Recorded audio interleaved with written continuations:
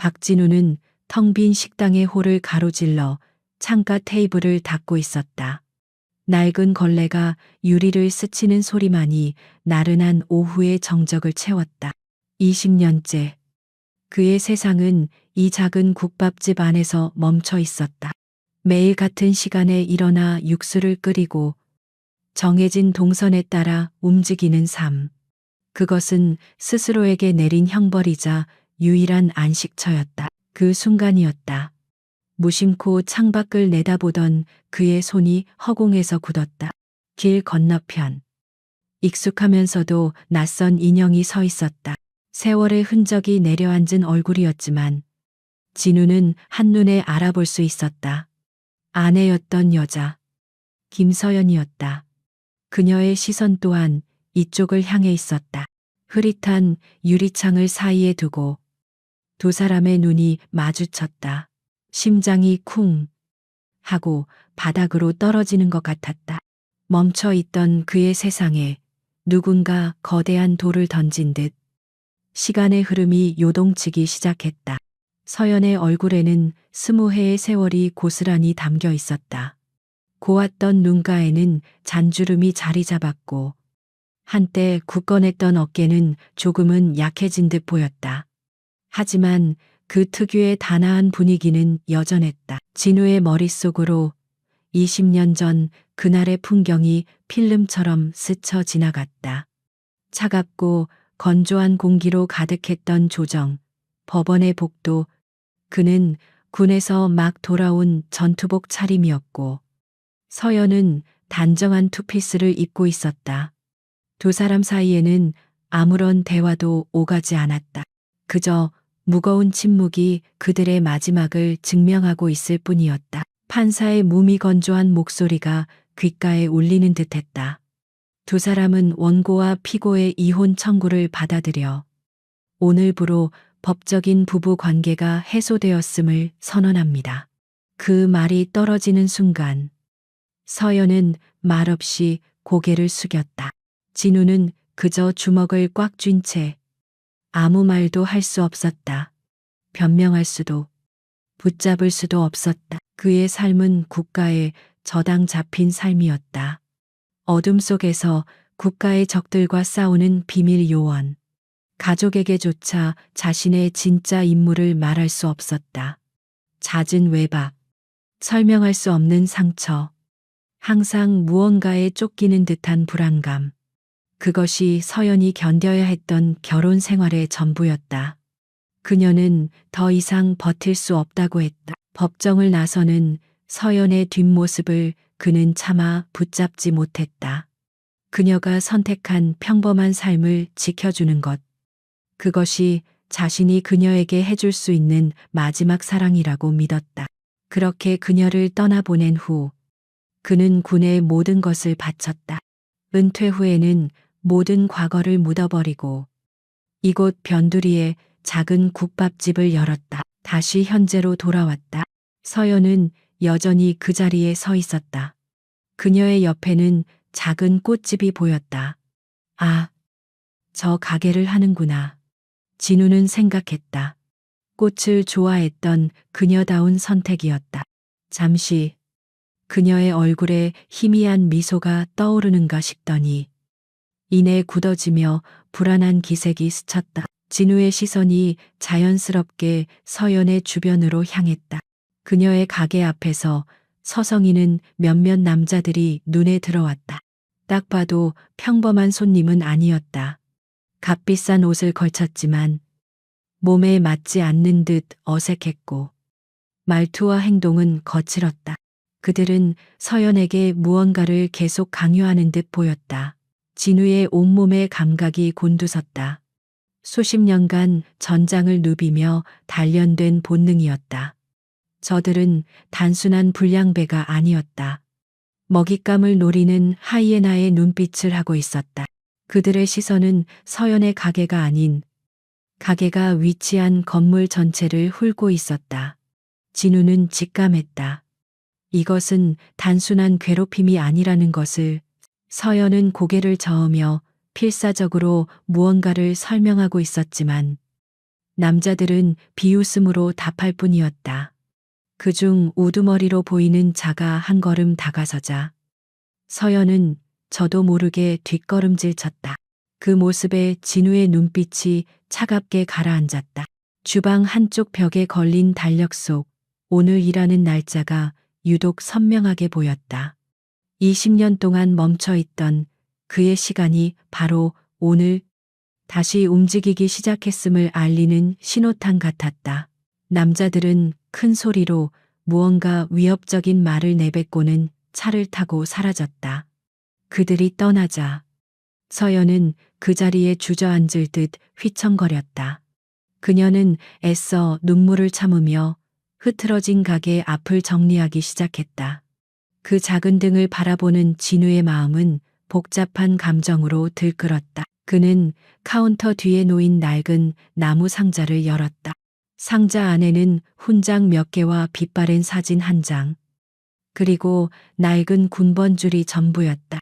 그는 군번줄을 손에 쥐었다. 차가운 금속의 감촉이 그의 손가락을 통해 온몸으로 퍼져나갔다. 박진우 대령. 군번 7XXXXXX. 그것은 그의 또 다른 이름이자 잊으려 했던 과거 그 자체였다. 서연을 지켜주기 위해 떠났지만 결국 그녀는 여전히 위험에 노출되어 있었다. 진우는 결심했다. 더 이상 그림자 속에 숨어 지켜보기만 하지는 않을 것이다. 20년간 스스로를 유폐했던 이 작은 국밥집의 문을 열고 다시 세상 밖으로 나갈 때가 온 것이다. 그는 조용히 앞치마를 벗어 걸었다. 해가 저물고 거리에 어둠이 내리기 시작했다. 진우는 식당 문에 개인 사정으로 쉽니다라는 팻말을 걸었다. 그리고는 익숙하게 몸을 풀기 시작했다. 수십 년간 하루도 거르지 않았던 단련이었다. 나이 탓에 예전 같지는 않았지만 그의 몸은 여전히 모든 기술을 기억하고 있었다. 그는 조용히 길을 건넜다. 서연의 꽃집은 이미 문을 닫았지만 가게 안쪽에서 희미한 불빛이 새어 나오고 있었다. 그녀는 혼자 남아 무언가를 정리하고 있는 듯했다. 진우는 가게 앞을 서성이며 주변을 살폈다. 낮에 왔던 놈들의 흔적은 없었지만 그의 감각은 계속해서 경고 신호를 보내고 있었다. 한참 후 서연이 지친 기색으로 가게 문을 잠그고 나왔다. 그녀는 진우를 보지 못한 채 힘없이 집으로 향하는 버스 정류장으로 걸어갔다. 진우는 조용히 거리를 두고 그녀의 뒤를 따랐다. 맹세했었다. 다시는 그녀의 삶에 끼어들지 않겠다고.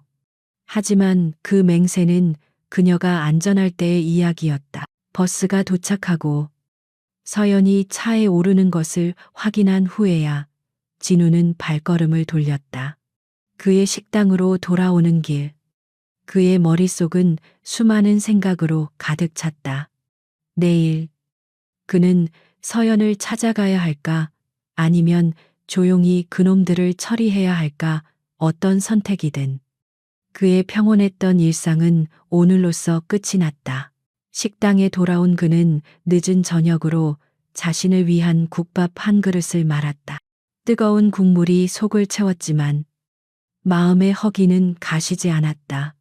그는 창밖 서연의 꽃집이 있는 어두운 거리를 물끄러미 바라보았다.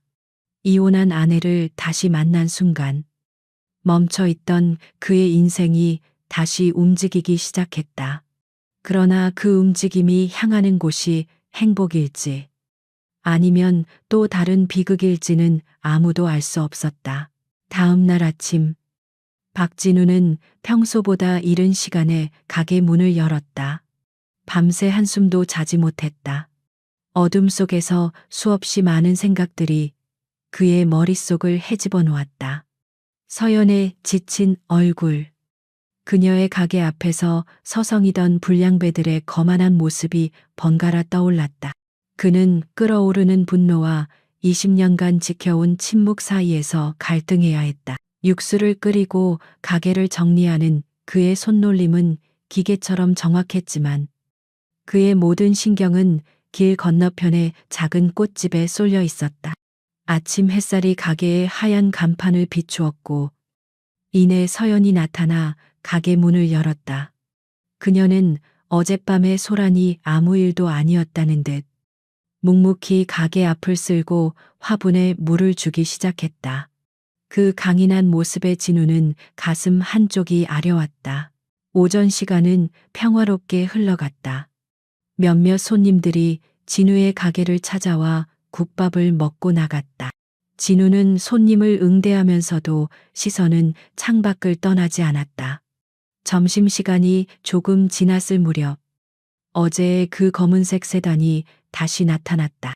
차에서 내린 사내들은 어제보다 더 노골적으로 서연의 가게를 향해 걸어갔다. 그들의 리더, 조태석으로 보이는 남자가 선두에 섰다. 그는 선글라스를 낀 채 거들먹거리며 가게 안으로 들어가지 않고 입구에 기대서서 담배를 피워 물었다.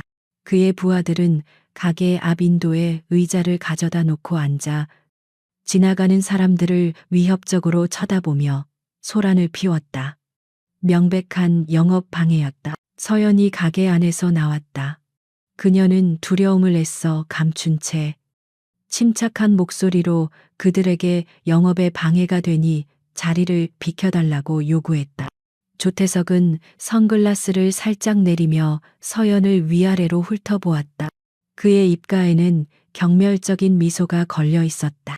사장님, 우리가 여기 앉아 있는 게 왜 영업 방해입니까? 길은 모두의 것이잖소. 그의 부하들이 키득거리며 웃었다. 서연의 얼굴이 굳어졌다. 손님들이 당신들 때문에 들어오지 못하고 있습니다. 제발 다른 곳으로 가주세요. 그녀의 간절한 부탁에도 조태석은 꿈쩍도 하지 않았다. 오히려 재떨이라도 되는 양 담배꽁초를 그녀의 가게 앞 깨끗한 바닥에 버리고 발로 비벼 껐다. 그 모습을 지켜보던 진우의 손에서 힘이 들어갔다. 국그릇을 닦던 그의 손에 쥔 행주가 단단하게 뭉쳐졌다. 그의 온몸의 근육이 긴장으로 꿈틀거렸다. 수십 년간 훈련된 몸은 이미 반응하고 있었다. 길을 건너 저들의 목을 부러뜨리는 데는 30초도 걸리지 않을 터였다. 하지만 그는 움직일 수 없었다. 움직이는 순간 그는 더 이상 평범한 국밥집 주인 박진우가 아니게 된다. 그의 과거가 수면 위로 떠오를 것이고 그 여파는 고스란히 서연에게 향할 수 있었다. 그는 그녀를 또다시 위험하고 복잡한 세상으로 끌어들이고 싶지 않았다. 그것이 그가 20년 동안 숨어 지낸 이유였다. 그는 스스로의 분노를 억눌렀다. 마침 꽃을 사러 왔던 젊은 부부가 불량배들의 위세에 눌려 발걸음을 돌렸다. 서연의 얼굴에 실망과 무력감이 스쳐 지나갔다. 그녀는 결국 가게 안으로 다시 들어갔고 잠시 후 전화기를 든 채 다시 나타났다. 경찰에 신고하는 것이 분명했다. 조태석 무리는 그 모습을 보고도 전혀 개의치 않았다. 몇 분 후 순찰차가 도착했다. 경찰관 2명이 차에서 내려 조태석에게 다가갔다. 하지만 그들의 태도는 어딘가 미온적이었다. 조태석은 경찰관을 보자마자 마치 오랜 친구를 만난 듯 웃으며 다가가 어깨를 툭툭 쳤다. 그들은 잠시 무언가 이야기를 나누었고 이내 경찰관들은 서연에게 다가와 형식적인 질문 몇 개를 던졌다. 단순히 앉아 있는 것만으로는 업무 방해로 보기 어렵습니다. 폭행이나 협박이 있었습니까? 경찰의 말에 서연은 할 말을 잃었다. 법의 경계선을 교묘하게 넘나드는 저들의 행태를 막을 방법이 없었다. 결국 순찰차는 아무런 조치 없이 돌아갔고 조태석은 승리자처럼 의자에 다시 앉아 서연을 보며 비웃었다. 공권력의 무력함과 조태석의 교활함, 그리고 홀로 모든 것을 감당해야 하는 서연의 외로운 싸움. 진우는 이 모든 상황을 하나도 놓치지 않고 지켜보았다. 그의 마음속에서 무언가 단단히 결심이 서고 있었다. 더 이상 방관자로 남을 수 없다는 사실이 점점 더 명확해지고 있었다. 그날 오후, 진우는 가게 문을 일찍 닫았다. 그는 자신의 식당이 아닌 길 건너편 공원 벤치에 자리를 잡았다. 평범한 노인처럼 신문을 읽는 척했지만 그의 시선은 조태석 무리의 일거수일투족을 쫓고 있었다. 그는 적을 분석하기 시작했다. 리더인 조태석, 그의 오른팔로 보이는 인상 험악한 남자, 그리고 나머지 행동대원들, 그들의 습관, 말투, 서열 관계까지 파악했다. 저들은 프로가 아니었다.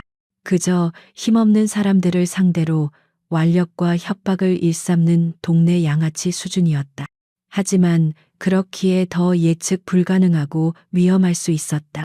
저들은 자신들이 통제할 수 없는 힘 앞에서는 쉽게 무너질 부류였다. 진우는 조용히 그들의 약점을 찾고 있었다. 해가 질 무렵 조태석 무리는 자리를 떴다. 떠나기 전 조태석은 보란 듯이 서연의 가게 문 앞에 침을 뱉었다. 서연은 그들이 완전히 사라진 것을 확인하고 나서야 조심스럽게 밖으로 나와 그 자리를 물로 청소했다.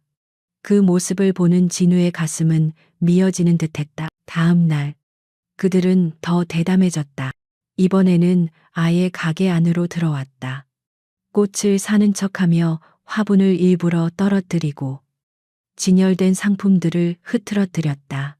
서연이 항의하자 조태석은 기다렸다는 듯이 서류 한 장을 내밀었다. 그것은 상가 매매 계약서였다.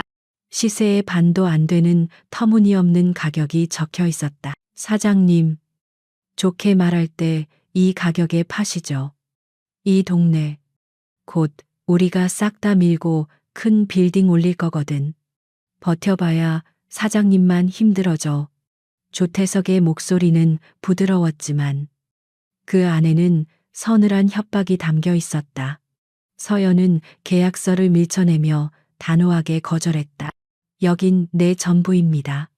절대 팔 수 없어요. 그때였다. 조태석의 부하 중 하나가 분을 참지 못하고 서연의 팔을 거칠게 붙잡았다. 이 아줌마가 진짜 서연의 얼굴이 고통으로 일그러졌다. 그 순간 길 건너편 벤치에 앉아있던 진우가 자리에서 벌떡 일어났다. 그의 눈에서 그동안 억눌러왔던 모든 감정이 살기로 폭발했다. 그가 길을 건너려고 한 발을 내딛는 순간 놀라운 일이 벌어졌다. 서연이 붙잡히지 않은 다른 손으로 남자의 손목을 강하게 뿌리친 것이다. 내 몸에 손대지 마. 그녀의 목소리는 작았지만 그 안에는 결코 꺾이지 않을 의지가 담겨 있었다. 그녀의 예상치 못한 저항에 남자는 물론이고 조태석도 잠시 당황한 듯 보였다. 서연의 그 용기 있는 행동이 진우의 발을 멈추게 했다. 그는 그녀가 약하기만 한 여자가 아니라는 것을 다시 한번 깨달았다. 그녀는 스스로를 지키기 위해 싸우고 있었다. 그가 지금 나서는 것은 그녀의 그 의지를 꺾는 일이 될 수도 있었다. 조태석은 잠시 멈칫하더니 이내 재미있다는 듯 웃으며 부하들을 데리고 가게를 나섰다. 오늘은 이만하죠. 하지만 내일은 더 재미있을 겁니다. 사장님, 그들이 떠나고 가게에는 다시 서연 혼자 남았다. 그녀는 떨리는 다리를 애써 부여잡고 의자에 주저앉았다. 강한 척했지만 그녀의 어깨는 미세하게 떨리고 있었다. 진우는 멀리서 그 모습을 지켜보며 꽉 쥐었던 주먹을 천천히 풀었다. 그녀의 용기가 그의 섣부른 개입을 막았지만 동시에 그의 결심을 더욱 굳게 만들었다. 내일은 없을 것이다. 오늘 밤 모든 것을 끝내야 했다. 어둠 속에서만 움직이는 그의 시간이 다시 돌아온 것이다. 그날 밤 박진우는 가게로 돌아가지 않았다. 그는 어둠이 내려앉은 공원 벤치에 앉아 길 건너편에 불 꺼진 꽃집을 응시했다. 밤의 장막은 모든 것을 숨겨주었지만 그의 예민한 감각은 공기 중에 떠도는 미세한 긴장감까지 포착해내고 있었다.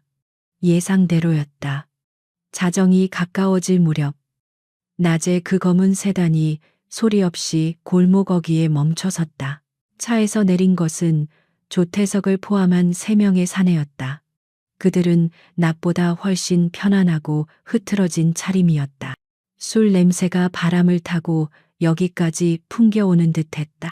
그들은 주변을 두리번거리다 인기척이 없음을 확인하고는 희죽거리며 서연의 가게로 다가갔다.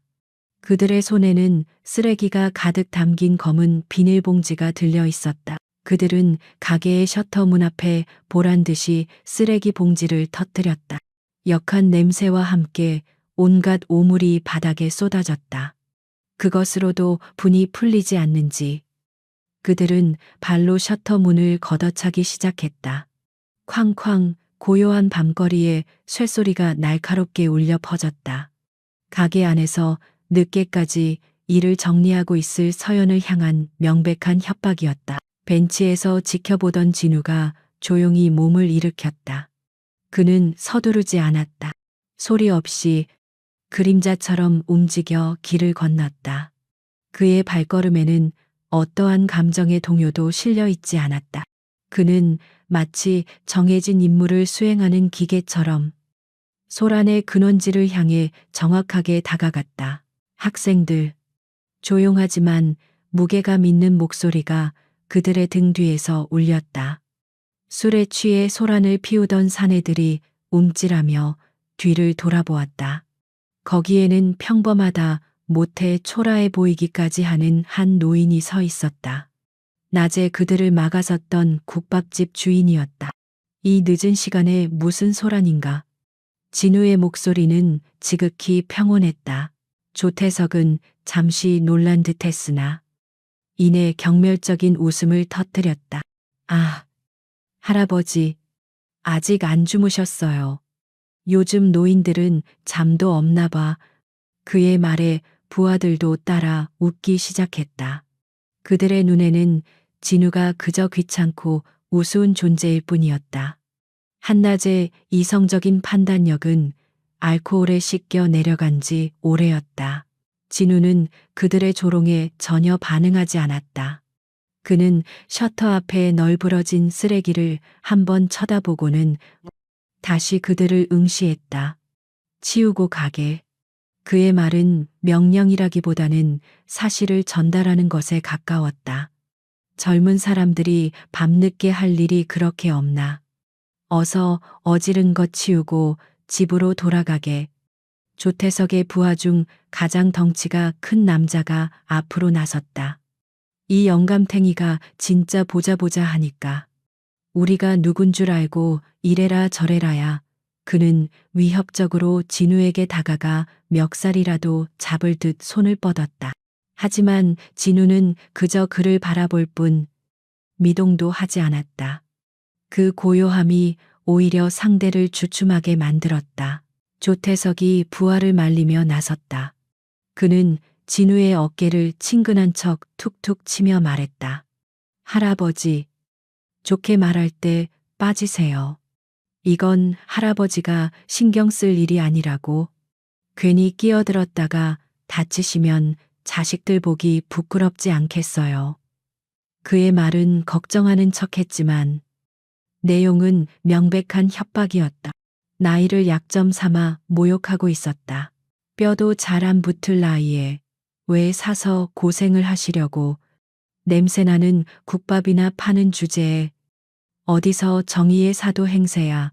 부하들의 저급한 조롱이 이어졌다. 그들은 진우가 곧 겁을 먹고 물러서리라 확신했다. 힘없는 노인들이 그들의 위협 앞에서 어떻게 반응하는지는 지겹도록 봐왔기 때문이었다. 하지만 진우의 반응은 그들의 예상을 완전히 빗나갔다. 그는 여전히 그 자리에 뿌리박은 듯 서 있었다. 그의 눈빛은 더 이상 평범한 노인의 것이 아니었다. 깊이를 알 수 없는 심연처럼 차갑고 고요하게 가라앉아 있었다. 덩치 큰 부하가 다시 참지 못하고 진우의 어깨를 강하게 밀쳤다. 말귀를 못 알아들어 끄지라고. 늙은이야. 순간 남자의 얼굴에 당혹감이 스쳤다. 그는 사람을 민 것이 아니라 마치 거대한 바위를 민 것 같은 느낌을 받았다. 진우는 조금도 밀려나지 않았다. 그의 두 발은 땅에 박힌 거대한 쐐기처럼 단단했다. 오히려 남자가 자신의 힘에 못 이겨 뒤로 살짝 비틀거렸다. 분위기가 순식간에 변했다. 진우가 처음으로 입을 열어 그 남자를 향해 말했다. 그의 목소리는 이전보다 한 톤 낮아져 있었다. 나는 한 번만 경고한다. 목소리는 작았지만 그 안에 담긴 살기는 주변의 공기를 얼어붙게 할 만큼 강력했다. 술에 취했던 사내들의 정신이 번쩍 드는 것 같았다. 지금 당장 여기서 사라져라. 진우는 조태석을 똑바로 응시하며 말을 이었다. 그의 눈빛은 칠흑 같은 어둠 속에서도 형형하게 빛나고 있었다. 다시 한번 내 눈에 띄면 너희는 서서 이곳을 떠나지 못할 것이다. 그것은 단순한 협박이 아니었다. 수많은 죽음의 고비를 넘어온 자만이 내뿜을 수 있는 서늘한 진실의 무게를 담고 있었다. 조태석은 본능적으로 위험을 감지했다. 눈앞에 놓이는 그가 평생 상대해 온 부류의 인간이 아니었다. 그의 고요함은 약함이 아니라 모든 것을 통제하고 있는 자의 자신감이었다. 조태석은 애써 마른 침을 삼키며 허세를 부렸다. 미친 영감일세. 그래. 오늘 밤은 이만 물러나 주지. 가자. 얘들아, 저런 노망난 영감이랑 엮여서 좋을 거 없어. 그는 서둘러 부하들을 챙겨 차에 올라탔다. 마치 무언가로부터 도망치듯. 그들은 급하게 골목을 빠져나갔다. 진우는 그들이 완전히 사라질 때까지 그 자리에 서 있었다. 잠시 후 철컥 하는 소리와 함께 가게의 셔터 문이 조금 열렸다. 틈 사이로 겁에 질린 서연의 얼굴이 보였다. 그녀는 진우를 확인하고는 조심스럽게 문을 완전히 열고 밖으로 나왔다. 그녀의 손에는 쇠파이프가 들려 있었다. 스스로를 지키려 했던 것이다. 그녀는 진우와 지저분한 가게 앞을 번갈아 보았다. 그녀의 눈빛은 복잡했다. 안도감, 두려움, 그리고 희미한 원망이 섞여 있었다. 왜 나선 거예요? 서연이 떨리는 목소리로 물었다. 당신과는 이제 상관없는 일이잖아요. 그녀의 말은 칼날처럼 날카롭게 진우의 가슴에 밝혔다. 그냥 모른 척 지나가요. 제발. 더는 내 인생에 끼어들지 말아요. 그녀는 그를 도와준 것에 대한 고마움보다 그의 등장으로 인해 자신의 평온이 깨질 것을 더 두려워하고 있었다. 진우는 아무런 대답도 하지 못했다. 그녀의 말은 모두 사실이었다. 그는 그녀의 인생에 끼어들 자격이 없었다. 하지만 그녀를 이 위험한 상황에 혼자 둘 수도 없었다. 두 사람 사이에는 다시 20년 전과 같은 무겁고 차가운 침묵이 흘렀다. 그 침묵 속에서 진우는 또 다른 싸움이 이제 막 시작되었음을 직감했다. 박진우는 서연의 날 선 말에 아무 대답도 하지 못했다. 대신 그는 말없이 몸을 숙여 바닥에 널브러진 쓰레기를 줍기 시작했다. 그의 크고 투박한 손이 묵묵히 오물을 치워나갔다. 서연은 그런 그의 뒷모습을 보며 입술을 깨물었다. 그녀가 원한 것은 이런 침묵이 아니었다. 차라리 변명을 하거나 화를 내주기를 바랐는지도 모른다. 차가운 밤 공기가 두 사람 사이에 흘렀다. 진우는 가게 앞에 있던 수도가에서 물을 받아와 바닥에 묻은 얼룩까지 깨끗하게 닦아냈다. 그의 행동에는 어떤 감정도 실려 있지 않았지만 서연은 그 묵묵함 속에서 20년 전 남자의 모습을 보았다. 그는 언제나 말보다 행동으로 보여주는 사람이었다. 그리고 그 행동은 때로 그녀를 더 외롭게 만들었다. 모든 정리가 끝나자 진우는 비로소 몸을 일으켜 서연을 바라보았다. 밤이 깊었소. 날도 차고 그는 잠시 말을 고르다 자신의 가게를 가리켰다. 따뜻한 차라도 한잔하고 들어가시오. 그의 제안에 서연은 잠시 망설였다. 20년 만에 처음이었다.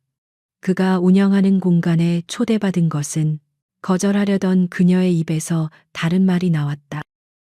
알겠어요. 어쩌면 그녀 역시 이 길고 긴 침묵을 깰 기회가 필요했는지도 모른다. 두 사람은 말없이 길을 건너 진우의 국밥집으로 들어갔다. 가게 안은 짙은 육수 냄새와 함께 그 남자 특유의 고독한 냄새가 배어 있었다. 진우는 주방으로 들어가 능숙하게 찬물을 끓였다. 서연은 식당의 작은 테이블에 앉아 가게 안을 둘러보았다. 정갈하게 정돈된 식기들, 반듯하게 놓인 의자들, 모든 것이 그의 성격을 말해주는 듯했다. 벽 한쪽에는 낡은 흑백 사진이 걸려 있었다. 젊은 시절의 진우와 서연이 환하게 웃고 있는 결혼 사진이었다. 그 사진을 보는 순간 서연의 마음속에 단단하게 쌓아 올렸던 벽이 조금씩 허물어지는 것을 느꼈다. 진우가 김이 모락모락 피어오르는 찻잔을 들고 와 그녀의 앞에 놓았다. 국화차요. 당신이 좋아하던 것. 그 한마디에 서연은 결국 참았던 눈물을 떨구고 말았다. 그는 모든 것을 잊은 게 아니었다. 왜 하필 여기에 있었던 거예요? 서연이 흐느끼며 물었다. 20년 동안 한 번도 연락 없더니 왜 이제 와서 내 앞에 나타난 거냐고요. 그녀의 원망 섞인 목소리가 조용한 가게 안에 울렸다. 진우는 조용히 그녀의 맞은편에 앉아 쉽게 입을 떼지 못했다. 한참의 침묵 끝에 그가 입을 열었다. 일부러 찾아온 건 아니오. 은퇴하고 이곳에 자리 잡은 지는 꽤 됐소. 당신이 여기 있는 줄은 정말 몰랐소. 그의 말은 진심이었다. 그저 길에서 우연히 당신을 봤을 뿐이요. 그 우연히 멈춰 있던 그의 시간을 다시 흐르게 만들었다. 서연은 눈물을 닦고 그를 똑바로 바라보았다. 오늘 일은 고마워요. 하지만 다시는 이러지 마세요. 저 혼자 해결할 수 있어요. 그녀의 목소리에는 아직 가시가 돋쳐 있었다. 해결할 수 없소. 진우가 단호하게 말했다. 그의 눈빛이 날카롭게 빛났다. 저들은 보통 불량배들이 아니오. 당신 가게가 아니라 이 일대 전체를 노리고 있어. 그는 낮에 지켜봤던 상황과 그들의 행동 패턴을 군사 작전을 분석하듯 설명하기 시작했다. 그들의 목적, 심리적 압박 수단, 그리고 앞으로 예상되는 행동 단계까지. 서연은 그저 동네 양아치들의 행패라고만 생각했던 일이 그렇게 조직적이고 계획적인 것인 줄 몰랐다. 그녀는 진우의 예리한 분석에 할 말을 잃었다. 당신은 항상 그런 식이었죠. 서연이 씁쓸하게 말했다. 모든 것을 알고 모든 것을 예측하면서도 정작 나에게는 아무것도 말해주지 않았어요. 나는 언제나 마지막에 모든 것을 알게 되는 바보 같은 아내였을 뿐이라고요. 그녀의 말에 20년 묵은 상처가 묻어났다. 그녀의 머릿속으로 어느 가을밤의 기억이 떠올랐다. 결혼 기념일이었다. 그녀는 며칠 동안 준비한 음식을 차려놓고 밤늦도록 그를 기다렸다. 하지만 그는 돌아오지 않았다. 대신 새벽녘에 낯선 번호로 걸려온 전화 한 통, 교통사고로 병원에 입원했다는 짧은 통보뿐이었다. 그녀가 허둥지둥 달려간 병원에서 본 것은 온몸에 붕대를 감고 의식 없이 누워있는 남편이었다. 의사는 단순 사고라고 했지만 그녀는 믿을 수 없었다. 그의 몸에 남은 상처들은 교통사고의 흔적이 아니었다. 날카로운 것에 베인 상처, 둔기에 맞은 듯한 멍 자국들. 그녀가 누구에게 맞았냐고 울며 물었을 때 그는 그저 미안하다는 말만 반복했다. 진우는 서연의 아픈 기억을 읽기라도 한 듯 고개를 숙였다. 그의 뇌리에도 그날의 기억이 생생하게 떠올랐다. 사실 그것은 교통사고가 아니었다. 북한에서 넘어온 무장간첩들과 벌인 시가전에서 입은 부상이었다. 동료 둘을 잃고 그 역시 죽음의 문턱까지 갔던 끔찍한 밤이었다. 그는 병실 침대에 누워 그녀의 우는 모습을 보며 가슴이 찢어지는 듯했다. 진실을 말하고 싶었다. 내가 어떤 일을 하는지, 당신을 얼마나 사랑하는지, 그래서 이 모든 비밀을 감당해야 하는 내 마음이 얼마나 고통스러운지. 하지만 그는 입을 열 수 없었다. 진실을 아는 순간 그녀 또한 적들의 표적이 될 수 있었기 때문이었다. 침묵은 그녀를 지키기 위한 그의 유일한 방법이었다. 말할 수 없었소. 진우가 힘겹게 입을 열었다. 내가 하는 일에 대해 당신이 아는 것은 당신을 더 큰 위험에 빠뜨리는 일이었소. 내가 침묵했던 것은 당신을 믿지 못해서가 아니라 당신을 지키고 싶었기 때문이요. 20년 만에 처음으로 털어놓는 그의 진심이었다. 지켜요. 서연이 기가 막힌다는 듯 반문했다. 매일 밤 당신이 죽었을까봐 두려움에 떠는 게 지켜주는 건가요? 당신이 어디서 뭘 하는지도 모른 채 혼자서 아이를 키우고 이 집을 지켜야 했던 내 심정은 생각해 봤어요. 그녀의 목소리가 점점 높아졌다. 당신은 나를 지킨 게 아니라 당신의 세상 속에 나를 가둬둔 거예요. 진우는 아무런 반박도 할 수 없었다.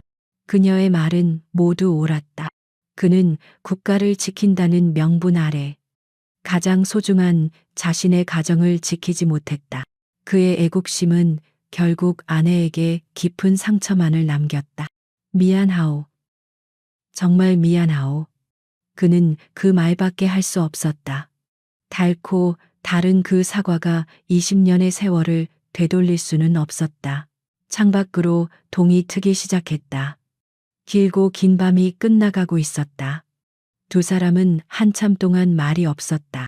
가게 안에는 희미한 어둠과 새벽의 푸른 빛이 뒤섞여 있었다. 서연은 텅 빈 찻잔을 내려다보았다. 마음을 휘젓던 분노와 원망의 폭풍이 지나가고 그 자리에는 깊은 슬픔만이 남아 있었다. 이제 어떻게 할 건가요? 서연이 조용히 물었다. 그 질문은 그 불량배들에 대한 것이기도 했고 우리 관계에 대한 것이기도 했다. 진우는 그녀의 눈을 바라보며 말했다. 당신을 다치게 하는 것들은 내가 전부 치울 것이요. 그리고 그 후에는 다시 조용히 사라져 주겠소. 약속하오. 그의 약속은 서연의 마음을 안심시키는 동시에 어딘가 서운하게 만들었다. 그녀는 자리에서 일어났다. 밤새 고마웠어요. 그녀는 짧은 인사를 남기고 가게를 나섰다. 진우는 그녀를 붙잡지 않았다. 가게 문이 닫히고 그는 다시 혼자 남았다. 하지만 그의 세상은 더 이상 멈춰 있지 않았다. 그는 해야 할 일이 생겼다. 지켜야 할 사람이 생겼다. 그것으로 충분했다. 새벽의 긴 대화가 끝나고 아침은 어색한 침묵과 함께 찾아왔다. 박진우와 김서연은 약속이라도 한 듯 각자의 가게 문을 열었다. 길 하나를 사이에 둔 두 사람은 애써 서로를 의식하지 않는 척했지만 그들의 신경은 보이지 않는 끈으로 연결된 듯 팽팽했다. 서연의 눈에는 밤새 겪은 감정의 소용돌이가 남긴 피로와 혼란이 서려 있었다. 진우는 묵묵히 국밥을 준비했다. 하지만 그의 눈과 귀는 온전히 길 건너편을 향해 있었다. 그는 서연과의 약속을 지켜야 했다. 이 모든 소란을 끝내고 그녀의 삶에서 조용히 사라져 주겠다고 그 약속을 지키기 위해 그는 오늘 있을 마지막 싸움을 준비하고 있었다. 그의 마음은 폭풍전야처럼 고요했다. 한편 도시의 반대편에 위치한 한 허름한 창고 안에서는 전날 밤의 패배감이 분노로 들끓고 있었다. 조태석은 어젯밤 겪은 굴욕을 잊을 수 없었다. 정체불명의 늙은이 앞에서 부하들과 함께 꼬리를 말고 도망친 일은 그의 자존심에 깊은 상처를 남겼다. 부하들은 입 밖으로 내지는 않았지만 그를 보는 눈빛에는 의심과 조소가 섞여 있었다. 씨발. 그 영감탱이 때문에 이게 무슨 꼴이야. 조태석이 쇠파이프로 드럼통을 내리치며 고함을 질렀다. 그는 이대로 물러설 수 없었다. 여기서 밀리면 그의 입지는 바닥으로 추락할 터였다. 그는 자신의 권위를 되찾고 감히 자신에게 맞선 자의 말로가 어떤 것인지를 모두에게 보여줘야 했다. 전부 집합시켜 오늘은 그 꽃집을 아예 가루로 만들어 버릴 테니까. 조태석은 평소 데리고 다니던 무리뿐만 아니라 돈으로 고용한 용역 깡패들까지 불러 모았다. 순식간에 10여 명이 넘는 남자들이 창고에 집결했다. 그들의 손에는 야구방망이, 쇠파이프 같은 흉기들이 들려 있었다. 이것은 더 이상 단순한 협박이 아니었다. 명백한 파괴와 폭력을 예고하는 출정식이었다. 그 영감탱이가 또 나타나면 다리 몽둥이를 부러뜨려서라도 질질 끌고 내 앞에 데려와. 그날따라 거리는 이상할 정도로 조용했다. 늘 점심시간이 지나면 어김없이 나타나던 조태석 무리가 보이지 않았다. 그 침묵이 오히려 서연을 더 불안하게 만들었다. 그녀는 자꾸만 길 건너편 진우의 가게를 힐끔거렸다. 진우는 여전히 무표정한 얼굴로 카운터에 앉아 있었다. 하지만 그의 눈은 가게 밖의 모든 움직임을 꿰뚫어 보는 듯했다.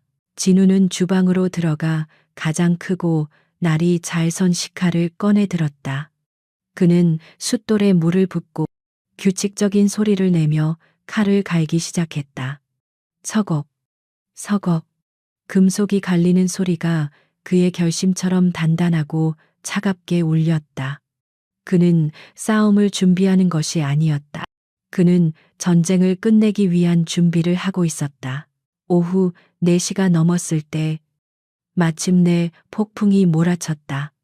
굉음과 함께 봉고차 2대가 꽃집 앞에 급정거했다.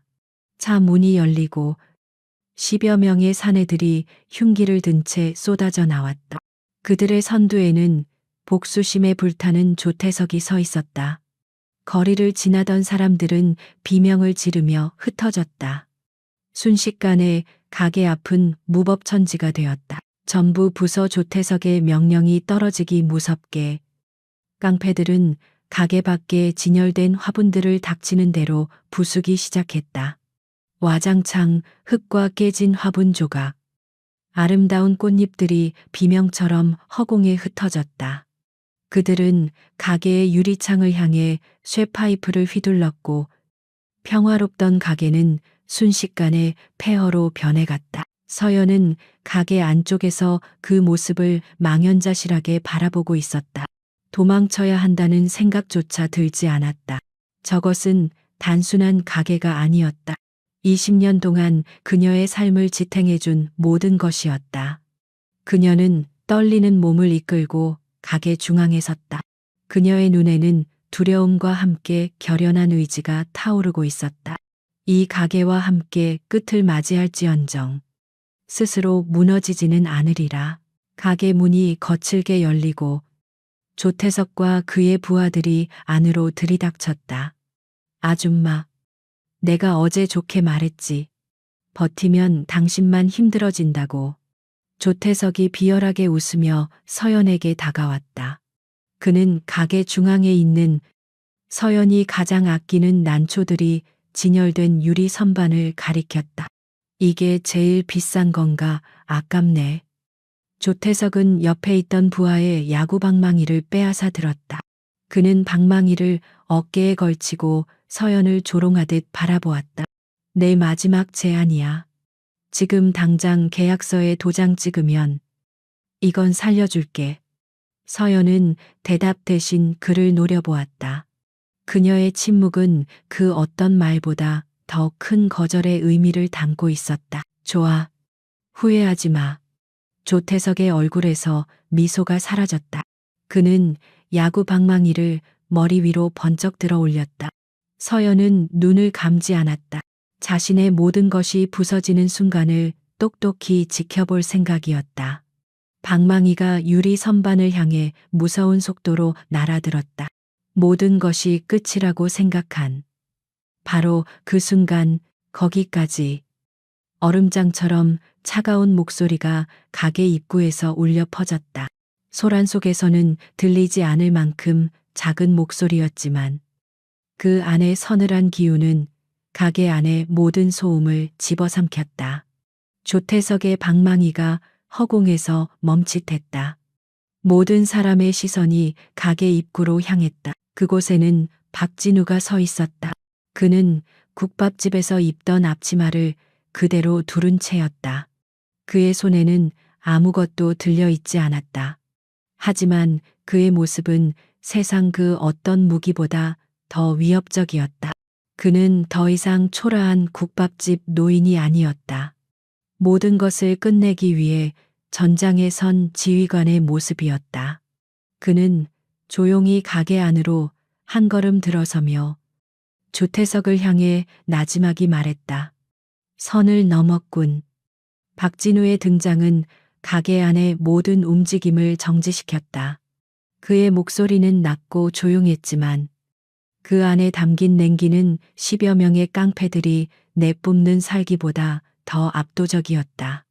허리에 두른 낡은 앞치마와 그의 존재감 사이의 극명한 부조화는 오히려 비현실적인 위압감을 자아냈다. 조태석은 잠시 멈칫했으나 이내 어이없다는 듯 헛웃음을 터뜨렸다. 이 영감탱이가 진짜 죽고 싶어서 환장했나. 그는 어젯밤의 굴욕을 되갚아줄 기회가 제 발로 찾아왔다고 생각했다. 내 놈이 여길 어떻게 알고 왔는지는 모르겠다만 아주 잘 왔다. 내 놈 때문에 어젯밤에 내가 얼마나 쪽팔렸는지 알아. 그는 들고 있던 야구 방망이로 진우를 가리켰다. 내 놈은 오늘 여기서 다리 몽둥이 하나는 내놓고 가야 할 거다. 얘들아, 저 영감탱이부터 처리해. 그의 명령에 가장 가까이 있던 2명의 깡패가 쇠파이프를 들고 진우를 향해 달려들었다. 그들의 얼굴에는 상대를 완전히 얕보는 경멸적인 미소가 걸려 있었다. 서연은 비명을 지를 뻔했지만 목소리가 나오지 않았다. 그녀는 자신도 모르게 두 손으로 입을 막았다. 위험하다는 것을 알면서도 그녀의 눈은 진우에게서 떨어지지 않았다. 저 남자는 무모한 것인가? 아니면 정말로 무언가 믿는 구석이 있는 것인가? 그녀의 심장이 미친 듯이 뛰기 시작했다. 깡패들이 진우의 코앞까지 다가와 쇠파이프를 머리 위로 휘둘렀다. 둔탁한 파열음을 내며 머리가 깨지는 끔찍한 장면을 모두가 상상한. 바로 그 순간 진우의 몸이 움직였다. 그의 움직임은 눈으로 좁기 힘들 정도로 간결하고 빨랐다. 그는 공격을 피하지 않고 오히려 한 걸음 앞으로 파고들었다. 첫 번째 깡패의 손목이 진우의 손에 붙잡혔다. 우드득 뼈가 어긋나는 소름 끼치는 소리와 함께 남자의 입에서 비명이 터져 나왔다. 그의 손에서 풀려난 쇠파이프는 허공에서 한 바퀴 돌더니 진우의 손에 자연스럽게 잡혔다. 이 모든 것이 1초도 안 되는 시간에 일어났다. 두 번째 깡패는 동료의 비명에 잠시 당황했지만 이내 더욱 악에 받쳐 쇠파이프를 휘둘렀다. 진우는 몸을 살짝 비트는 것만으로 공격을 흘려보냈다. 동시에 손에 쥔 쇠파이프를 역으로 휘둘러 남자의 오금을 정확하게 가격했다. 퍽 하는 소리와 함께 남자는 무릎을 꿇고 쓰러졌다. 진우는 조금의 망설임도 없이 쓰러진 남자의 목덜미를 쇠파이프로 가볍게 눌렀다. 남자는 비명조차 지르지 못하고 그대로 의식을 잃었다. 가게 안은 순간적으로 정적에 휩싸였다. 10여 명의 깡패들은 눈앞에서 벌어진 일을 믿을 수 없다는 듯 멍하니 서 있었다. 그들이 가장 우습게 보았던 늙은 국밥집 주인이 단 2번의 움직임으로 건장한 남자 둘을 전투불능 상태로 만들어버렸다. 조태석의 얼굴에서 웃음기가 완전히 사라졌다. 뭐야? 저 영감. 누군가 떨리는 목소리로 중얼거렸다. 진우는 손에 쥔 쇠파이프를 바닥에 툭 던졌다. 금속이 바닥에 부딪히는 소리가 가게 안의 모두의 심장을 울리는 듯했다. 그는 앞치마를 풀어 옆으로 던져버렸다. 그리고는 처음으로 자신의 정체를 드러내는 말을 꺼냈다. 그의 목소리는 낮았지만 가게 전체를 지배할 만큼 강력했다. 육군 특수전사령부 제707 특수임무단 예비역 대령 박진우. 그는 조태석을 똑바로 응시하며 말을 이었다. 너희는 방금 넘지 말아야 할 선을 넘었다. 그의 입에서 대령과 707 특수임무단이라는 단어가 나오는 순간 조태석을 포함한 몇몇 깡패들의 얼굴이 새하얗게 질렸다. 대한민국 남자라면 그 이름이 무엇을 의미하는지 모를 리 없었다. 그것은 단순한 군부대가 아니었다. 국가가 동원할 수 있는 최정예 인간 병기 집단, 대테러, 요인 암살, 비밀 침투 등 가장 위험하고 은밀한 작전을 수행하는 그림자 부대. 그곳의 지휘관 출신이라는 말은 눈앞의 노인이 평생을 인간의 한계를 넘나드는 훈련과 실전으로 살아왔다는 것을 의미했다. 서연은 그 자리에서 얼어붙었다. 대령. 박진우. 낯설면서도 익숙한 그 이름. 결혼 생활 내내 그저 막연하게 직업 군인이라고만 알았던 남편의 진짜 모습이었다. 그녀가 그토록 벗어나고 싶어 했던 비밀과 위험으로 가득 찬 그의 세상이 지금 그녀의 눈앞에서 펼쳐지고 있었다. 개소리 집어치워. 저 영감탱이가 미쳐서 헛소리하는 거다. 조태석이 이성을 잃고 고함을 질렀다. 자신의 패배를 인정하고 싶지 않았다. 그는 충격과 공포에 빠진 부하들을 향해 소리쳤다. 뭐해? 이 병신들아, 다 같이 덤벼. 저 새끼. 오늘 여기서 뼈도 못 추리게 만들어. 수적 우위를 믿은 깡패들이 이성을 잃고 한꺼번에 진우를 향해 달려들었다. 야구방망이와 쇠파이프가 사방에서 그를 향해 날아들었다. 그것은 싸움이라기보다는 성난 늑대 무리가 한 마리의 사자를 둘러싸고 공격하는 모습에 가까웠다. 서연은 눈을 질끈 감았다. 하지만 그녀의 귀에 들려온 것은 진우의 비명이 아니었다. 퍽퍽퍽 으악. 둔탁한 타격음과 함께 짧은 비명 소리가 가게 안을 가득 채웠다. 그녀가 조심스럽게 눈을 떴을 때 믿을 수 없는 광경이 펼쳐지고 있었다.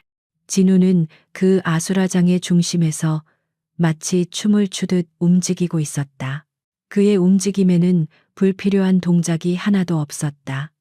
날아드는 흉기를 최소한의 동작으로 피하거나 팔로 가볍게 쳐내며 공격의 궤도를 바꾸었다. 그리고 그 빈틈을 놓치지 않고 그의 손과 발이 번개처럼 뻗어나갔다.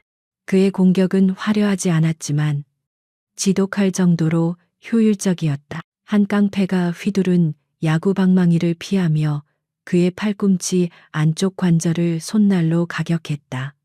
남자는 비명을 지르며 방망이를 놓쳤다.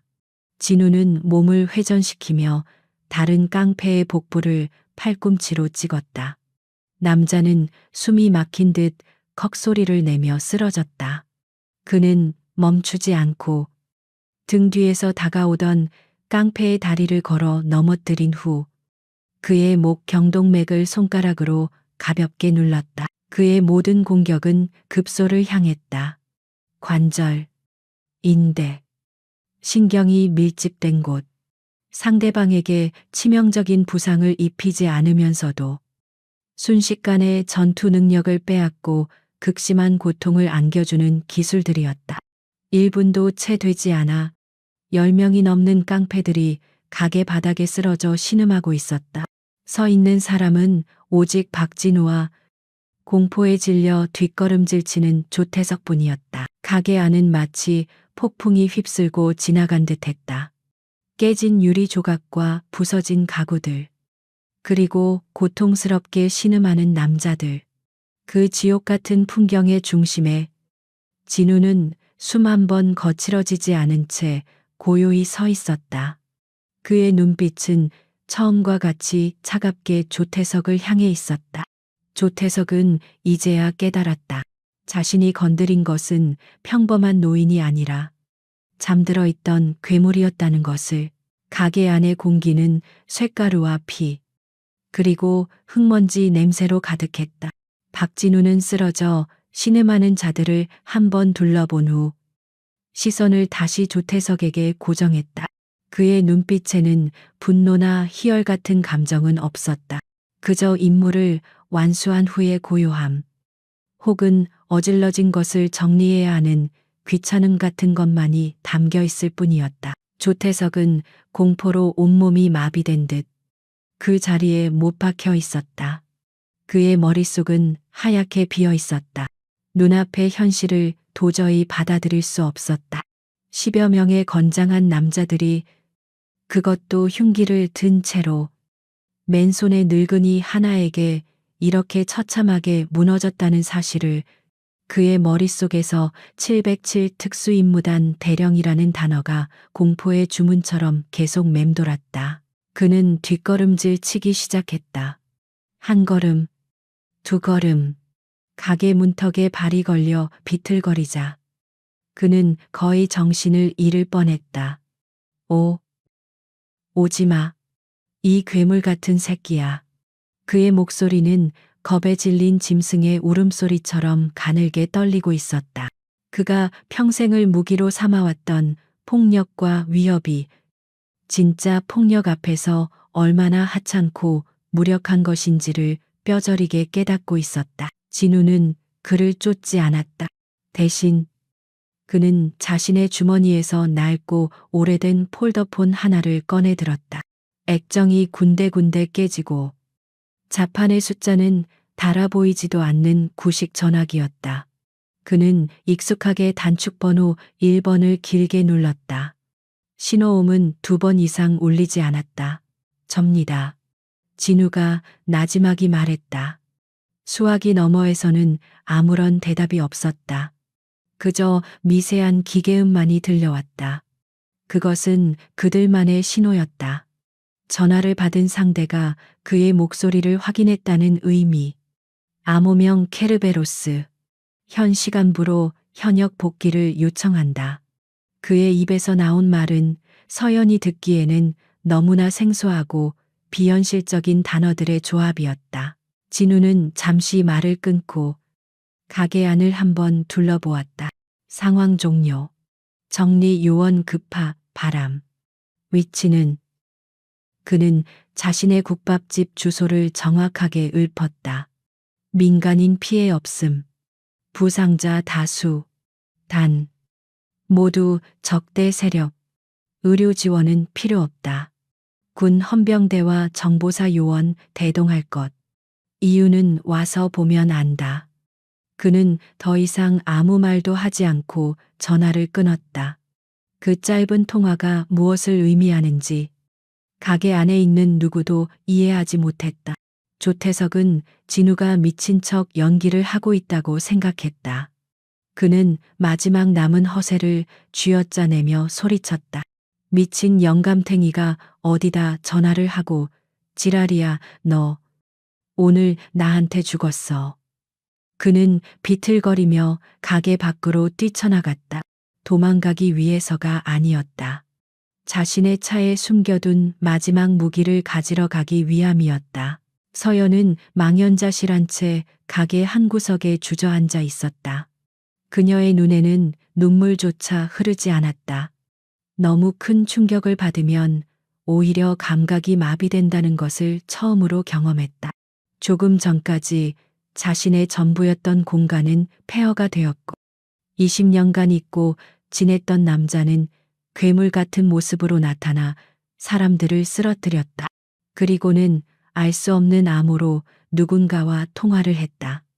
어느 것 하나 현실감이 없었다. 진우는 조태석이 가게 밖으로 나가는 것을 막지 않았다. 그는 그저 조용히 서연에게 다가갔다. 그는 그녀의 어깨를 감싸거나 위로의 말을 건네지 않았다. 그저 그녀가 더 이상 위험에 노출되지 않도록 자신의 등 뒤에 그녀를 가리고 가게 입구를 향해 섰다. 그 넓고 단단한 등이 20년 전 그녀가 그토록 의지하고 또 원망했던 바로 그 등이었다. 잠시 후 조태석이 다시 나타났다. 그의 손에는 불법으로 개조한 듯한 사냥용 엽총이 들려 있었다. 총구가 진우를 향했다. 이제 끝이다. 이 늙은 개새끼야. 조태석의 얼굴은 공포와 분노로 완전히 일그러져 있었다. 그는 이성을 잃었다. 이 상황을 끝낼 방법은 저 괴물을 쏴 죽이는 것밖에 없다고 판단했다. 하지만 진우의 얼굴에는 조금의 동요도 없었다. 그는 총구를 든 조태석을 마치 철없는 아이를 보는 듯한 눈으로 바라보았다. 총은 그렇게 쏘는 게 아니다. 그가 나지막이 말했다. 방아쇠를 당기기 전에 내 등 뒤를 먼저 확인하는 습관을 들여야지. 조태석이 의아한 표정으로 뒤를 돌아보려는 순간이었다. 어디선가 날카로운 마찰음과 함께 검은색 군용 지프차 여러 대가 골목을 막아서며 급정거했다. 차 문이 열리고 완전 무장한 헌병들이 순식간에 쏟아져 나왔다. 그들의 움직임은 한치의 오차도 없는 기계처럼 신속하고 정확했다. 총 내려놔 헌병대장의 외침과 함께 수십 개의 총구가 일제히 조태석을 향했다. 조태석의 손에 들린 엽총은 그들의 K 소총 앞에서 어린애 장난감처럼 보였다. 조태석은 눈앞의 광경을 이해할 수 없다는 듯 넋이 나간 표정으로 서 있었다. 경찰이 아니었다. 군인이었다. 그것도 보통 군인이 아닌 최정예 특수부대의 위압감을 풍기는 군인들이었다. 헌병들이 조태석을 제압하는 데는 몇 초도 걸리지 않았다. 그는 아무런 저항도 하지 못하고 바닥에 내팽개쳐졌다. 그의 손과 발은 플라스틱 수갑으로 단단히 결박되었다. 그제야 그는 진우가 했던 전화통화가 연기가 아니었음을 깨달았다. 자신이 건드린 상대는 정말로 국가가 관리하는 괴물이었던 것이다. 헌병 대장으로 보이는 장교가 진우에게 다가와 거수경례를 붙였다. 충성 대령님, 늦어서 죄송합니다. 그의 목소리는 우렁찼고 진우를 향한 그의 눈빛에는 절대적인 존경과 경외심이 담겨 있었다. 아니다. 제 시간에 와줬다. 진우는 담담하게 경례를 받았다. 그 모습은 더 이상 국밥집 주인의 모습이 아니었다. 수많은 부하들을 지휘하며 생사를 넘나들었던 야전 지휘관의 모습 그대로였다. 뒤이어 도착한 사복 차림의 요원들이 가게 안으로 들어왔다. 그들은 쓰러져 있는 깡패들의 상태를 확인하고 한 명씩 결박하여 밖으로 끌어냈다. 그들의 일처리는 신속하고 체계적이었다. 마치 수없이 반복 훈련을 한 것처럼 한 요원이 진우에게 다가와 보고했다. 모두 생명에는 지장 없습니다.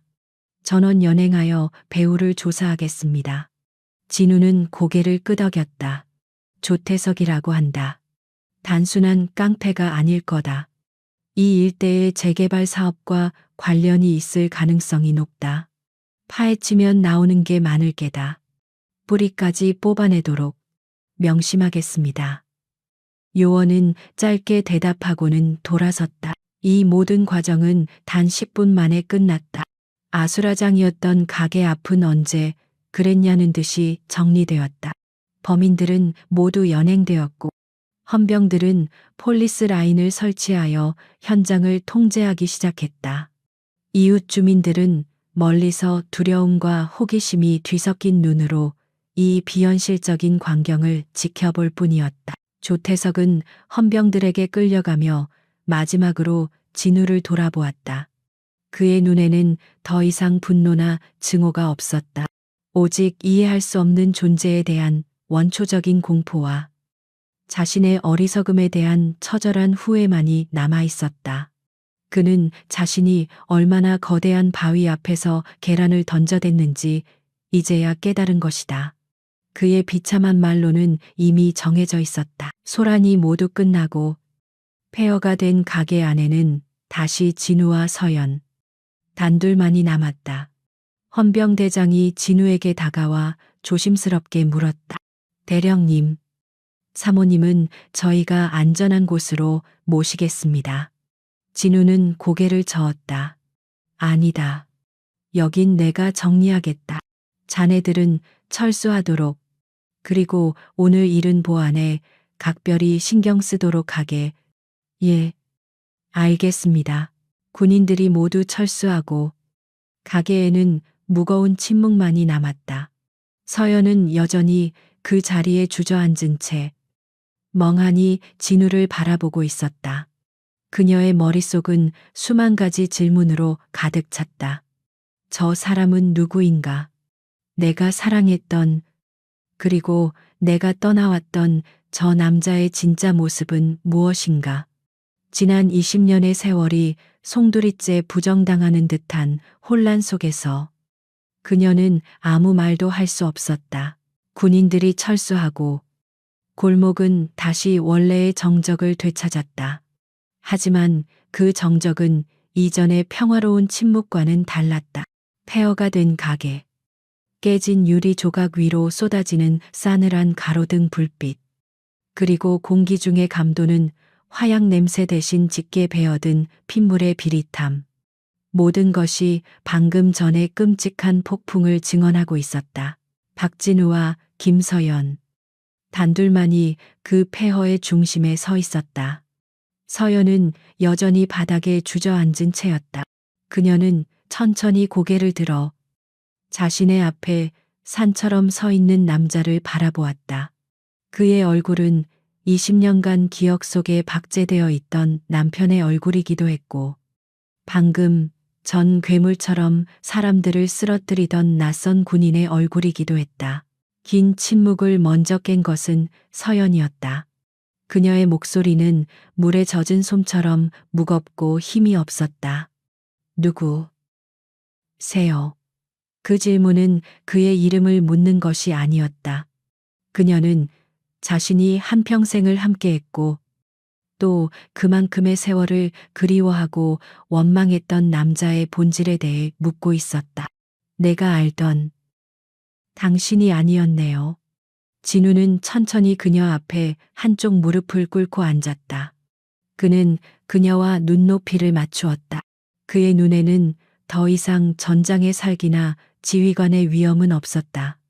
오직 한 여자에게 평생의 빚을 진 남자의 깊은 회한과 슬픔만이 담겨 있었다. 맞소. 당신이 알던 나는 진짜 내가 아니었소. 그는 처음으로 자신의 이야기를 시작했다. 군사기밀에 해당하는 구체적인 작전 내용은 아니었지만 그는 자신이 살아온 삶의 무게에 대해 이야기했다. 이름 대신 암호명으로 불려야 했던 시간들, 가족 사진 한 장 마음 편히 품을 수 없었던 불안감, 동료의 죽음을 눈앞에서 지켜봐야 했던 고통, 당신과 함께 웃고 함께 장을 보고 아이의 재롱을 보던 그 시간들 속에서도 내 머릿속 한편에서는 항상 작전 계획을 세우고 적의 동태를 분석해야 했소. 그는 괴로운 표정으로 말을 이었다. 나는 당신과 아이에게 온전한 남편이자 아버지가 되어주지 못했소. 내 몸은 당신들 곁에 있었지만 내 영혼은 언제나 전장의 어딘가를 헤매고 있었으니까. 그의 고백은 변명이 아니었다. 그것은 한 남자가 평생을 짊어져야 했던 분열된 자아에 대한 처절한 고해성사였다. 서연은 말없이 그의 이야기를 듣고 있었다. 그녀의 머릿속에서는 과거의 기억들이 파노라마처럼 스쳐 지나갔다. 설명 없이 잦았던 그의 외박. 잠을 자면서도 식은땀을 흘리며 신음하던 모습. 세상 모든 소리에 예민하게 반응하던 그의 불안한 눈빛. 그제야 그녀는 모든 조각들을 맞출 수 있었다. 그녀가 이해할 수 없었던 그의 모든 행동들은 그가 겪어내고 있던 지옥의 파편들이었다. 그녀가 느꼈던 외로움과 불안감은 그가 느끼는 고통에 비하면 어쩌면 작은 것이었을지도 모른다. 그의 침묵은 그녀를 향한 무관심이 아니라 차마 말로 꺼낼 수 없는 끔찍한 현실로부터 그녀를 보호하려는 처절한 몸부림이었던 것이다. 그래서 떠나보낼 수밖에 없었소. 진우의 목소리가 가늘게 떨렸다. 당신이 나를 떠난 것이 아니라 내가 당신을 떠나게 만든 것이오. 당신과 아이를 내 위험한 세상에서 벗어나게 해줄 유일한 방법은 당신이 나를 원망하고 미워하며 떠나게 만드는 것뿐이라고 생각했소. 그의 말에 서연의 가슴이 무너져 내렸다. 20년간 그녀를 지탱해온 원망과 미움이라는 감정의 토대가 송두리째 뽑혀나가는 듯했다. 그녀는 남자를 원망한 것이 아니었다. 어쩌면 그녀는 자신을 그토록 고통스럽게 만들면서까지 지켜내려 했던 남자의 그 지독한 사랑을 원망했던 것인지도 몰랐다. 진우는 자리에서 일어나 바닥에 나뒹구는 부서진 난초 화분을 조심스럽게 집어들었다. 그는 흙 속에서 아직 부러지지 않은 난초의 뿌리를 찾아내 여린 잎에 묻은 먼지를 손으로 섬세하게 털어냈다. 그 투박한 손길은 방금 전 사람의 뼈를 부러뜨리던 그 손이라고는 믿기지 않을 만큼 부드러웠다. 그의 그 작은 행동이 서연의 얼어붙었던 마음을 녹였다. 그녀는 자리에서 일어나 그에게 다가갔다. 행복했나요? 그녀가 물었다. 그 질문은 그들의 결혼 생활에 대한 것이 아니었다. 그녀는 그가 선택했던 그 고독하고 위험했던 군인의 삶이 행복했는지를 묻고 있었다. 진우는 잠시 허공을 응시했다. 그의 눈빛이 아득하게 흔들렸다. 단 한순간도 행복하다고 생각해 본 적 없소. 그는 조용히 대답했다. 하지만 후회한 적도 없소. 그것이 내가 내 나라와 그리고 당신을 지키는 유일한 방법이라고 믿었으니까. 그의 대답에 서연은 마침내 20년의 세월을 넘어 그의 진심을 마주할 수 있었다. 두 사람 사이에는 더 이상 원망도 오해도 없었다. 그 자리에는 서로의 삶의 무게를 이해하게 된 두 중년의 깊은 연민과 슬픔만이 남아 있었다. 그들은 잃어버린 시간에 대해 이야기하지 않았다. 대신 앞으로 어떻게 이 폐허를 정리해야 할지에 대해 이야기하기 시작했다. 진우는 부서진 가게를 자신이 직접 고쳐주겠다고 했다. 서연은 거절하지 않았다. 그것이 단순한 보상이 아니라 그가 그녀에게 건네는 아주 오랜만의 진심이라는 것을 알았기 때문이었다. 깨진 유리창 너머로 새벽의 여명이 밝아오고 있었다. 길고 어두웠던 밤이 끝나고 새로운 아침이 오고 있었다. 그 아침은 상처와 폐허 속에서 시작되었지만 이상하게도 두렵지 않았다. 서연은 진우의 넓은 등을 바라보았다. 저 등 뒤에 숨겨진 수많은 상처와 비밀들을 이제는 조금 알 것 같았다. 그들의 관계가 어떻게 될지는 아무도 몰랐다. 하지만 한 가지는 분명했다. 멈춰있던 두 사람의 시간이 오늘 이 새벽을 기점으로 다시 함께 흐르기 시작했다는 것을. 다음 날 아침 동이 트자마자 박진우는 자신의 국밥집이 아닌 서연의 꽃집 앞으로 향했다. 그의 손에는 망치와 톱 같은 연장 가방이 들려 있었고 그의 뒤로는 목재와 유리 같은 자재를 실은 작은 트럭이 따랐다. 그는 어젯밤의 약속을 지키기 위해 왔다. 그의 방식대로 말없이 그리고 신속하게. 서연은 이미 가게 앞에 나와 있었다. 그녀는 밤새 한숨도 자지 못한 듯 눈이 붉게 충혈되어 있었지만 더 이상 어제의 무력한 모습이 아니었다. 그녀는 폐허가 된 가게를 치울 준비를 하고 있었다. 진우의 등장에 그녀는 잠시 놀랐지만 이내 담담하게 그를 맞이했다. 일찍 오셨네요. 두 사람 사이에는 어색한 기류가 흘렀다. 무슨 말을 먼저 꺼내야 할지, 어떤 표정을 지어야 할지 알 수 없었다. 진우는 그저 묵묵히 트럭에서 자재를 내리기 시작했다. 그의 군더더기 없는 움직임에 서연은 잠시 넋을 잃고 바라보았다.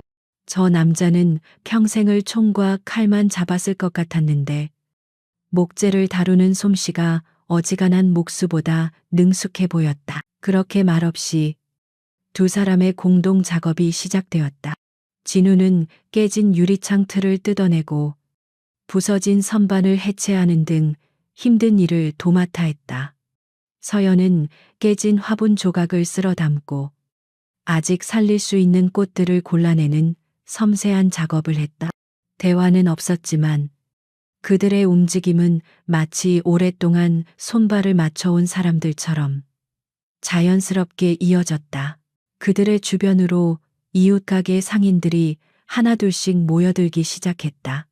그들은 이전과는 전혀 다른 눈으로 진우를 바라보았다. 경외심, 약간의 두려움, 그리고 큰 호기심이 뒤섞인 눈빛이었다.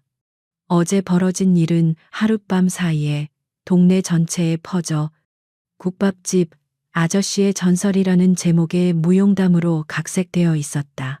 저 사장님, 아니 대령님, 옆집 과일 가게 주인이 음료수 2병을 들고 조심스럽게 다가왔다. 그는 진우의 앞에 음료수를 공손히 내려놓으며 허리를 숙였다. 고생이 많으십니다. 이런 일이 있었는지도 모르고 정말 죄송하고 또 감사합니다. 진우는 그저 묵묵히 고개를 끄덕여 답례를 표했다. 과일 가게 주인을 시작으로 다른 상인들도 먹을 것을 들고 찾아와 진우와 서연에게 격려의 말을 건넸다. 그들은 더 이상 서연을 불쌍한 피해자로, 진우를 무뚝뚝한 이웃으로 보지 않았다. 그들은 동네를 지켜준 영웅과 그 영웅이 지키는 사람을 대하고 있었다. 서연은 사람들의 따뜻한 관심 속에서 조금씩 기운을 차렸다. 며칠 동안 가게를 고치는 일은 계속되었다. 진우는 마치 군 작전을 수행하듯 모든 작업을 체계적으로 진행했다. 그는 직접 설계도를 그리고 정확한 치수를 재어 목재를 잘랐다. 그의 손에서 부서졌던 가게의 뼈대가 하나씩 다시 세워졌다. 그는 단순한 수리를 하는 것이 아니라 이전보다 더 튼튼하고 아름다운 공간을 창조하고 있었다. 그 과정 속에서 서연은 진우의 새로운 모습을 계속해서 발견했다. 그는 무뚝뚝하고 고집스러워 보였지만 선반의 높이를 정할 때는 몇 번이고 그녀의 의견을 물었다. 그는 그녀가 좋아하는 햇빛이 가게 안 깊숙이 들어올 수 있도록 창문의 크기를 조절했다. 그의 모든 행동 속에는 그녀를 향한 세심한 배려가 녹아 있었다. 두 사람 사이의 대화도 조금씩 늘어갔다. 과거의 아픈 이야기는 아니었다. 페인트 색깔을 고르고 새로운 화분의 위치를 정하는 것과 같은 아주 사소하고 평범한 대화들이었다. 이쪽 벽은 당신이 좋아하는 하늘색으로 칠하는 게 어떻겠소? 그럼 이쪽 선반에는 토분보다 흰색 화분이 더 어울리겠네요. 그렇게 함께 가게를 만들어가면서 그들은 자신들도 모르는 사이에 부서졌던 그들의 관계를 다시 쌓아 올리고 있었다. 어느덧 저녁이 되면 진우는 자신의 가게에서 저녁을 만들어 왔다. 두 사람은 먼지 쌓인 가게 바닥에 신문지를 깔고 앉아 소박하지만 따뜻한 저녁을 함께 먹었다. 이제 제법 가게 같아졌네요. 어느 날 저녁, 서연이 새로 만들어진 선반을 보며 말했다. 그러게 말이오. 진우가 대답했다. 그들의 시선이 허공에서 마주쳤다. 그들은 가게에 대해 말하고 있었지만 동시에 서로의 관계에 대해 이야기하고 있다는 것을 알고 있었다. 두 사람의 얼굴에 오랜만에 편안한 미소가 떠올랐다. 일주일이 지났을 때 가게는 마침내 이전의 모습을 되찾았다. 아니, 이전보다 훨씬 더 아름답고 따뜻한 공간으로 재탄생했다. 진우가 직접 깎아 만든 원목 가구들은 가게의 품격을 더했고 더 커진 창문으로는 따스한 햇살이 쏟아져 들어왔다. 모든 것이 새롭게 시작되고 있었다. 작업이 끝난 마지막 날, 진우는 가게 앞에 걸 새로운 간판을 들고 왔다. 간판에는 서연의 꽃집이라는 예쁜 글씨체와 함께 한쪽 구석에 아주 작은 글씨로 보호수 박진우라고 적혀 있었다. 서연은 그 글씨를 보고 웃음을 터뜨렸다. 이게 뭐예요? 이 가게를 지키는 오래된 나무라는 뜻이요. 진우가 무심한 척 대답했다. 두 사람은 나란히 서서 새로 걸린 간판을 바라보았다. 그 순간 그들은 더 이상 과거에 얽매인 이혼한 부부가 아니었다. 함께 상처를 치유하고 새로운 희망을 함께 만들어낸 든든한 동반자였다. 아직 그들의 관계가 어떤 이름으로 불리게 될지는 알 수 없었다. 하지만 분명한 것은 그들의 인생 2막이 이제 막 시작되었다는 사실이었다. 서연의 꽃집이 다시 문을 여는 날, 골목은 아침부터 활기가 넘쳤다. 가게 앞에는 새로운 시작을 축하합니다라는 현수막이 걸렸고, 이웃 상인들과 동네 주민들이 약속이라도 한 듯 꽃을 사기 위해 길게 줄을 섰다. 그들은 단순히 꽃을 사러 온 것이 아니었다. 불의에 맞서 싸운 두 사람의 용기 있는 재기를 응원하기 위해 온 것이었다. 서연은 눈코 뜰 새 없이 바빴다. 하지만 그녀의 얼굴에는 피곤한 기색 대신 아주 오랜만에 되찾은 생기와 행복한 미소가 가득했다. 그녀는 찾아오는 손님들에게 일일이 감사 인사를 전하며 정성껏 포장한 꽃을 건넸다. 가게 안은 향기로운 꽃내음과 사람들의 따뜻한 웃음소리로 가득 찼다. 박진우는 자신의 국밥집 안에서 창문을 통해 그 풍경을 조용히 지켜보고 있었다. 그는 소란의 중심에 나서는 대신 멀찍이 서 그녀의 행복한 모습을 지켜보는 것을 택했다. 동네 사람들은 이제 그를 더 이상 평범한 국밥집 주인으로 대하지 않았다. 그들은 가게를 드나들며 진우를 향해 깊이 고개를 숙여 인사했다. 어떤 아이들은 그를 우리 동네를 지키는 슈퍼맨이라고 부르기도 했다. 진우의 마음 한편에는 뿌듯함과 동시에 씁쓸함이 자리했다. 그는 약속을 지켰다. 그녀를 위협하던 모든 것들을 치웠고 그녀는 다시 웃음을 되찾았다. 이제 자신이 할 일은 끝났다. 애초에 약속했던 대로 그녀의 삶에서 조용히 사라져 줄 때가 온 것이다. 그는 조용히 가게 문에 휴무 팻말을 걸 준비를 했다. 그날 저녁, 가게를 정리하고 나온 서연은 진우의 국밥집 문이 닫혀 있는 것을 발견했다. 문에는 개인 사정으로 당분간 쉽니다라는 팻말이 걸려 있었다. 그 순간 서연의 심장이 쿵 내려앉았다. 그가 또다시 떠나려는 것이다. 그녀는 서둘러 그의 가게 문을 두드렸다. 진우 씨, 안에 있어요. 나예요. 서연. 안에서는 아무런 대답이 없었다. 하지만 그녀는 그가 안에 있다는 것을 알 수 있었다. 그녀는 포기하지 않고 계속해서 문을 두드렸다. 한참의 시간이 흐른 후 달칵 소리와 함께 문이 열렸다. 진우는 이미 짐을 거의 다 싼 듯 단출한 가방 하나를 옆에 둔 채 서 있었다. 그의 얼굴에는 모든 것을 체념한 듯한 표정이 서려 있었다. 떠나려는 거예요. 서연이 다급하게 물었다. 약속. 지켰잖아요. 이제 와서 어딜 또 가려고 해요. 그녀의 목소리가 가늘게 떨렸다. 진우는 그녀의 시선을 피하며 나지막이 말했다. 내 임무는 끝났소. 당신은 이제 안전하고 행복해 보였소. 그럼 된 거요? 아니요. 안 됐어요. 서연이 그의 앞에서 한 걸음 다가서며 외쳤다. 당신이 없는 행복이 무슨 소용인데요. 20년 전에는 당신이 나를 떠나게 만들었지만 이번에는 안 돼요. 이번에는 내가 당신을 붙잡을 거예요. 그녀의 눈에는 눈물 대신 결코 물러서지 않을 굳은 의지가 담겨 있었다. 그녀는 그의 손을 잡았다. 그의 손은 여전히 크고 투박했지만 그 어느 때보다 따뜻하게 느껴졌다. 다시 부부가 되자는 게 아니에요. 과거로 돌아가자는 것도 아니고요. 그녀는 숨을 한 번 고르고 그의 눈을 똑바로 보며 말했다. 그냥 여기에 있어요. 좋은 이웃으로, 편한 친구로. 그냥 내 옆에 있어 주세요. 당신의 국밥이 먹고 싶을 때 언제든 먹을 수 있게.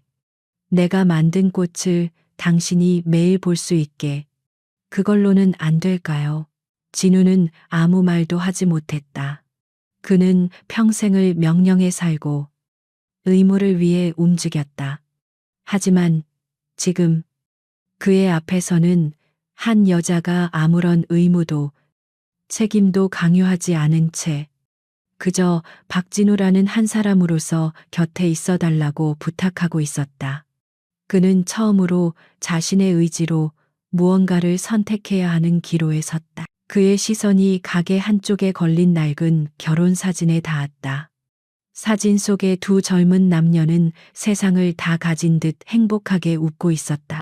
그들은 너무 많은 시간을 돌아서 여기까지 왔다. 진우는 천천히 고개를 끄덕였다. 국밥은 언제든 와서 먹어도 좋소. 그의 짧은 대답에 서연의 얼굴에 환한 미소가 피어올랐다. 며칠 후 두 사람은 예전처럼 각자의 가게를 운영했다. 달라진 것이 있다면 이제 그들은 서로의 가게를 스스럼 없이 드나들었고 저녁이 되면 함께 식사를 했다.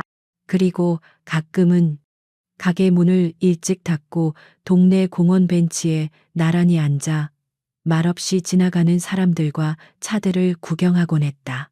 그날도 그런 저녁이었다. 두 사람은 벤치에 앉아 노을이 지는 하늘을 바라보고 있었다. 이제 그들 사이의 침묵은 더 이상 어색하거나 고통스럽지 않았다. 그것은 서로의 존재만으로도 충분한 평화롭고 충만한 침묵이었다. 진우는 자신의 옆에 앉아 있는 서연의 온화한 옆모습을 바라보았다. 이혼한 아내를 길에서 다시 만난 그 순간 멈춰 있던 그의 인생이 다시 움직이기 시작했다. 과거에는 총선과 임무를 향해 달려갔던 그의 시간이 이제는 그녀와 함께 아주 평범하고 소중한 일상을 향해 천천히 흘러가고 있었다. 그는 비로소 깨달았다. 자신이 평생을 바쳐 지키려 했던 세상은 바로 지금 자신의 곁에 있는 이 작은 평화였다는 것을. 에필로그. 오늘 이야기는 여기까지입니다. 평생을 국가의 그림자로 살아온 한 남자가 멈춰버린 자신의 시간을 되찾는 여정. 어떻게 보셨나요? 여러분은 박진우 대령과 김서연 씨의 새로운 시작을 응원하시나요? 아니면 또 다른 의견이 있으신가요? 진정한 강함은 때로 가장 조용한 모습으로 우리 곁에 있을지도 모릅니다. 여러분의 삶 속에도 자신만의 방식으로 소중한 것을 지켜내고 있는 숨겨진 영웅들이 분명 있을 겁니다. 오늘 이야기가 마음에 드셨다면 좋아요와 구독 부탁드립니다. 여러분의 따뜻한 댓글은 저희에게 큰 힘이 됩니다. 다음 주 더 흥미로운 이야기로 다시 찾아뵙겠습니다. 감사합니다.